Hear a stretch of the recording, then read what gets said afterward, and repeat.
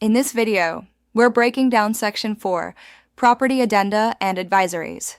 This is one of the most important sections in the RPA because it tells us which additional forms, addenda, and disclosures are part of the contract. Section 4 acts like a checklist that ensures the purchase agreement is complete and correctly tailored to the type of property and the situation.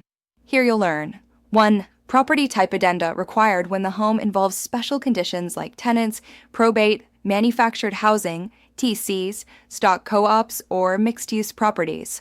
2. Other addenda, additional forms that modify or add terms to the contract, such as backup offers, septic/well addenda, short sale forms, 1031 exchange forms, and any custom addendums you're attaching.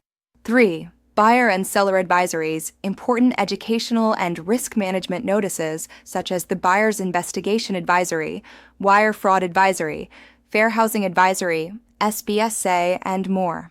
These do not change the contract, but provide crucial information and protections.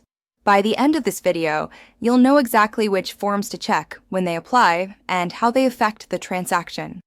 Let's dive into Section 4 and make sure every addendum and advisory is correctly included in your contract. This agreement is subject to the terms contained in the addenda checked below. These are special versions of the purchase agreement for different property types or situations.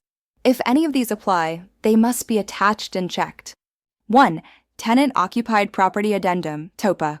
Used when the property has tenants or occupants other than the seller, whether they are staying or leaving. It covers tenant rights, delivery of leases/estoppels, security deposits, rent proration, notices to vacate, local rent control, just cause compliance, and move-in/move-out timing. It is important to note, the form says it should be checked whether current tenants will remain or not. So if there are tenants that all use TOPA. 2. Probate Agreement Purchase Addendum, PAPA. Used when the sale is subject to probate court, estate of a deceased person. It typically deals with court confirmation, overbids, timelines tied to court orders, and special statutory language. 3. Manufactured Home Purchase Addendum, MHPA. Used for manufactured/mobile homes, especially when there is a space rent or park approval. Covers HCD registration, park rules and regs, space rent, and sometimes separate personal property issues. 4. Tenancy in Common Purchase Addendum, TISPA. This is for tenancy in common interests where buyers purchase a fractional interest in a property with shared rights. It addresses tenancy in common agreements, exclusive use areas, financing complexity, and extra disclosures. 5. Stock Cooperative Purchase Addendum, COPA.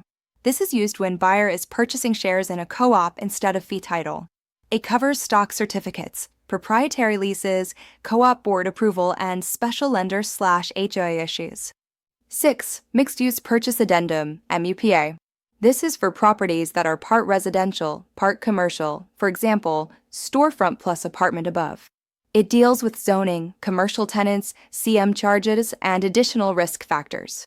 Remember, always match the property to the correct property type addendum. If tenants are present, TOPA almost always applies. If you're not sure which form to use, ask your broker.